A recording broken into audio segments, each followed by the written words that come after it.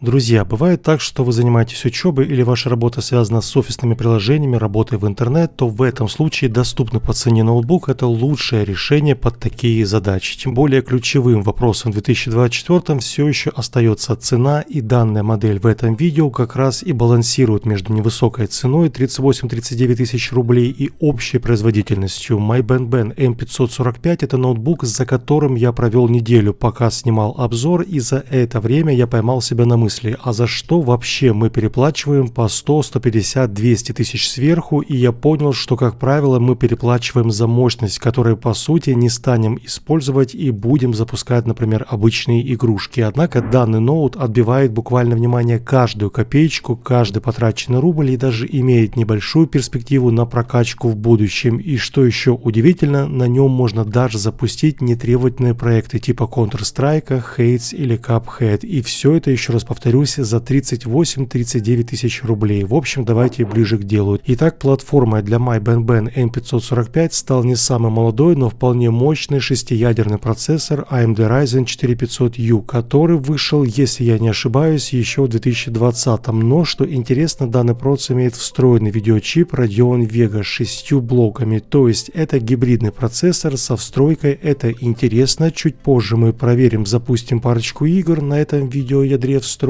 но далее у нас, значит, 8 оперативы DDR4 SODIMM, и она установлена, внимание, одним каналом, то есть одним модулем. Но при желании, как видим, у нас имеется еще один свободный слот, и можно поставить еще 8 оперативы, сделав двухканал, чтобы ускорить ноут еще, в принципе, на 25-30%. Тем более, такая плашка на 8 оперативы DDR4 3200 стоит сегодня смешные 2000 рублей. Так что, в принципе, это довольно правильное решение. Ну окей, ладно, идем далее. Видим, что у нас имеется накопитель еще на 512. Это, внимание, быстрый NVMe накопитель от Western Digital. Не китайский ноунейм, и скорость чтения SSD-шника в среднем 3200. Это приятный сюрприз, и на секундочку, этот SSD-шник быстрее, чем в некоторых ноутах даже за 100 тысяч. Так что да, это приличный объем на 512, и быстрая скорость без проблем щелкает повседневные задачи. Открывается приложение отзывчиво, без единой заминки. Это, в принципе, мы сейчас с вами очень быстро прошлись по железу внутри ноута. Ну а что насчет качества сборки самой модели M545 и материалов, из которых он собран, то корпус данной модели выполнен из серебристого пластика, просто прочно собран, нет люфтов, не трещит, не скрипит, да и вес ноута в целом далеко небольшой. Клавиатура у нас установлена без подсветки, да и в целом это не проблема, символы нанесены сублимационной печатью, стираться точно не будут. Все нажимается с первого раза, а длинные клавиши вроде пробела хорошо срабатывает при давлении в центре или на края. Одним словом, печатание текста на этом ноуте вполне комфортное и работать удобно, и это важно, потому что именно как рабочий инструмент и рассматривается данная модель. Что насчет дисплея, то в модели M545 стоит 15-дюймовая стандартная Full HD IPS матрица на 60 Гц с максимальной яркостью примерно там 320 нит и цветовым охватом 65% sRGB, что в пределах нормы. В целом цвета не завалены ни в один из конкретных оттенков, калибровка по умолчанию из коробки нормальная, и визуально за такие денежки, я думал, будет,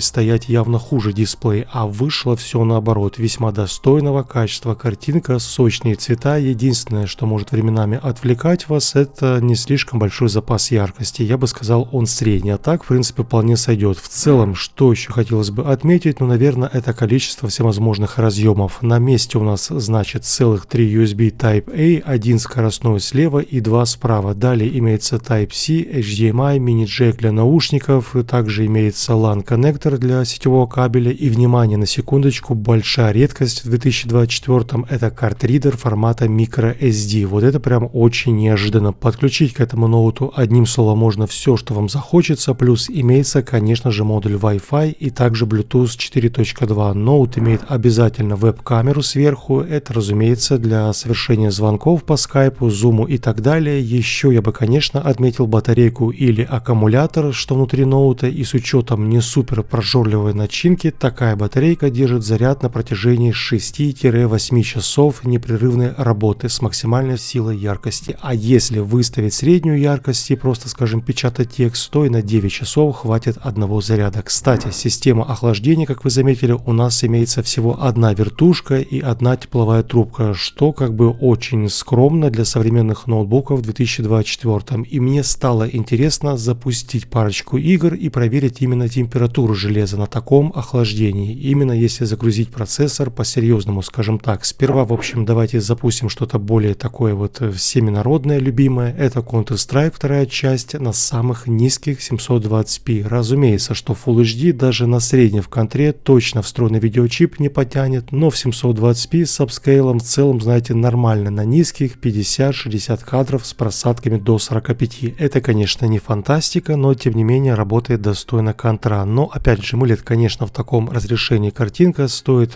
подстраивать FSR хотя бы в режиме качества, и будет все, я думаю, вполне отлично. Однако, еще раз на секундочку, ноут за 38 тысяч позволяет даже запустить контру вторую часть, хоть и на низких настройках 720p, но можно при этом вполне нормально стрелять. Что насчет температуры, то она у нас в среднем 63-64, местами поднимается до 65 градусов, и это по меркам современных ноутбуков вообще смешная температура. Так что да, одна вертушка с одним радиатором и с одной тепловой трубкой справляется более чем достойно. Еще раз повторюсь, это Counter-Strike вторая часть, и если запускать что-то более простое, типа Cuphead или там, скажем, Hades, двухмерные казуальные проекты, то тут вообще все будет отлично. Например, в Cuphead даже Full HD 60 кадров, хоть и залоченный 60 кадров, но можно с комфортом вполне запускать. То же самое и в Hades. Там я выставил Full HD и среднем 55-60 кадров, что более чем приемлемо. Единственное, что Hades заметно юзает процессор, и поэтому температуру он поднял до 69, почти 70. Однако не стоит переживать, все равно даже 70 это далеко не 90-95, как в некоторых ноутах по 100-150 тысяч. Там уж поверьте, 90 это абсолютная норма, так что переживать точно не стоит за эти 70. В общем и целом запустить игрушки на этом ноуте можно, да, не сильно требовательные, конечно же, запустить, типа там казуальных или контры, но заметьте, хотя бы есть такая возможность, и за это уже спасибо. Тем более мне казалось, что у нас будет, ну там 15, возможно 20 кадров мы получим, а про 55-60 даже я, честно, вообще не надеялся, но получился довольно приятный сюрприз, так что на этом ноуте можно не только печатать текст или там работать, сидеть в интернете, смотреть фильмы, но и даже можно скачать парочку несложных игрушек и скоротать время в той же контре или, скажем, Cuphead. Это довольно прикольно. Вот такой в целом получился доступный ноут у нас от MyBenBen. Честно, это большая редкость, если ноутбук отбивает каждую копейку сегодня в наше время, потому что за 38 тысяч рублей я не знаю, что еще можно хотеть от ноута в данном случае. Да, можно было, конечно же, придраться к маленькому тачпаду, например, или небольшой яркости экрана, но, блин, 38 тысяч это очень и очень демократично, а еще на этом ноуте можно даже запускать какие-то несложные игры, так что весьма интересная вышла в нашем случае модель. На этом моменте я, наверное, уже буду заканчивать наше видео. Кому был интересен данный ноут, я оставлю ссылочки в описании, переходите, смотрите, ну а мы с вами увидимся уже очень скоро, через пару дней. Всем удачи и не болейте. До встречи. Пока-пока.